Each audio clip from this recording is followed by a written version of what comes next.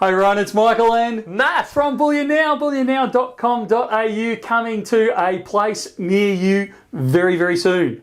Well, sort of near you. Well, it depends on where you are, geographically speaking. If you happen to be in Sydney, you're in luck. That's right.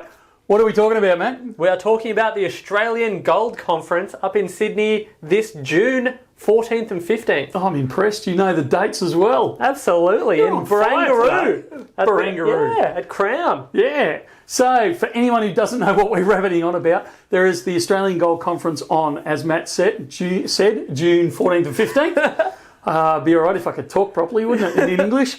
And we're going up there, so you can come along and meet and greet us. We'll be, as Matt seems to want to say, we'll be shaking hands and kissing babies up there, having a great time. So please come along and join us. It's going to be a great conference. There's a lot of great speakers there.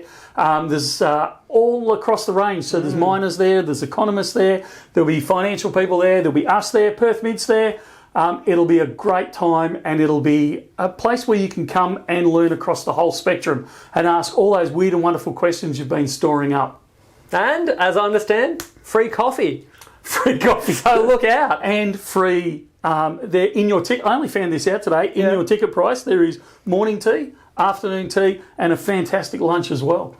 Wonderful. Well, what more could you ask for? I totally agree. And if you're lucky enough, Tuesday night, there's a hors d'oeuvres, canapes night with drinks. So it should be a lot of fun. Yeah. And like I said, really educational. So bring yourself along, bring your family along, whoever else you want to bring along. Yeah. And come in and hang out with us for a while. Yeah, looking forward to it.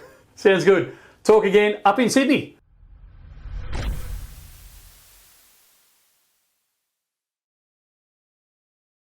Hi everyone, Michael from Love Bullion. No, we need to do this upbeat apparently.